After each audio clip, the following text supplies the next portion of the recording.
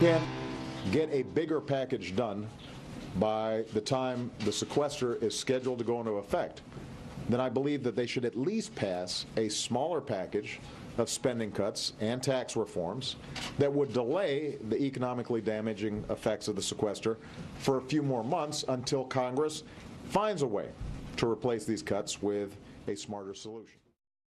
I think the Republicans will do what Cantor is suggesting, which is to do nothing. This is the one time since Election Day where Obama does not have the upper hand. He had the upper hand in the fiscal cliff negotiations because you would have had automatic hikes in taxes, which is what Republicans did not want. So they had no good options. This time, the shoe is on the other foot. This time, if the Republicans do nothing, then you will get these severe cuts, $1.2 trillion, half in domestic, half in defense spending. Obama's the one who suggested it in the negotiations on the debt ceiling in 2011, but now he doesn't want them at all. The reason is he doesn't want any of these domestic cuts. He's not somebody who wants any cuts anywhere, anytime, and this will be forced on him. And on the Pentagon cuts, which he would have thought the Republicans would do anything to avoid, he's the commander-in-chief. He has to worry about what's going to happen with the forces. His own Secretary of Defense has said it will hollow out the forces, and it will cost a lot of jobs of contractors, a lot of whom live in a state he wants, Virginia.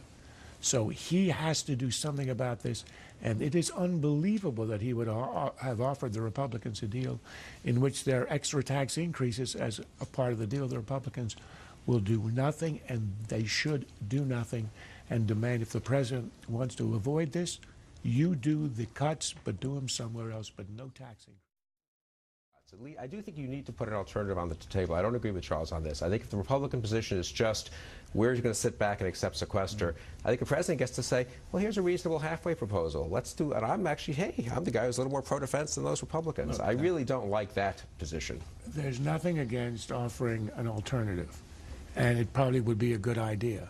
But the alternative has to be equal amount of cuts and no hikes in taxes.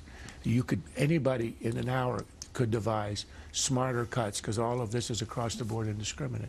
But you have to be prepared for a sequester to actually occur. Otherwise, you lose all your leverage. This is the one time when Republicans have a leverage. And if they concede in advance that they won't let it happen, all the leverage will immediately evaporate. We conduct those strikes because they are necessary to mitigate ongoing actual threats, to stop plots, prevent future attacks, and again, save American lives. These strikes are legal, they are ethical, and they are wise. Legal, ethical, and wise. Charles, do you think that this is going to play out during John Brennan's confirmation hearings on Thursday, and how so?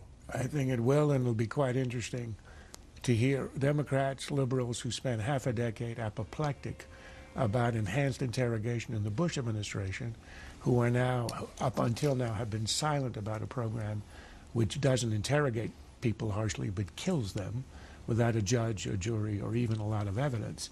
And the criterion here is astonishing. It isn't even imminent plot. It's some kind of a vague sense of being an enemy of the United States. I'm not against it, but I want to hear how they square that with all of their anger and opposition to enhanced interrogation. We are really putting on display and demonstrating why our conservative policies of self-reliance, of faith in the individual, of accountability in government, why that they are good policies, good principles to help people.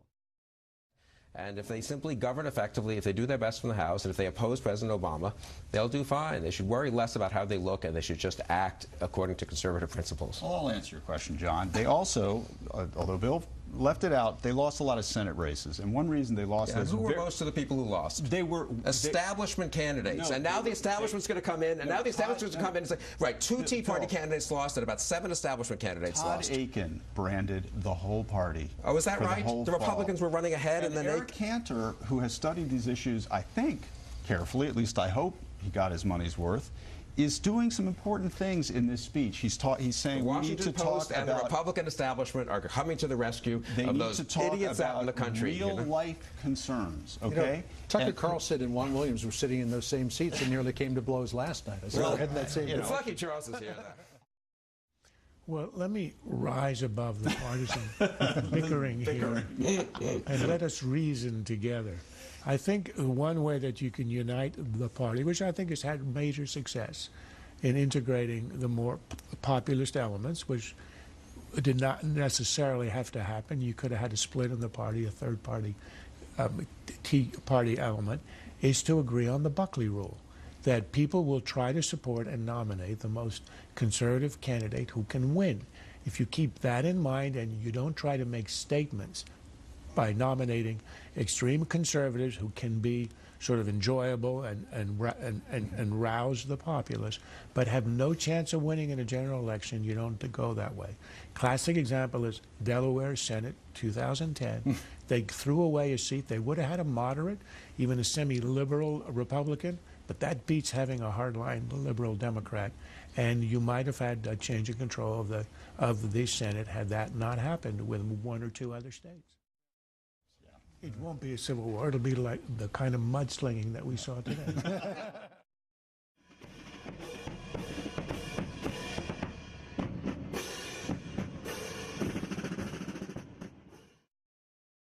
This has been a Sunfish production.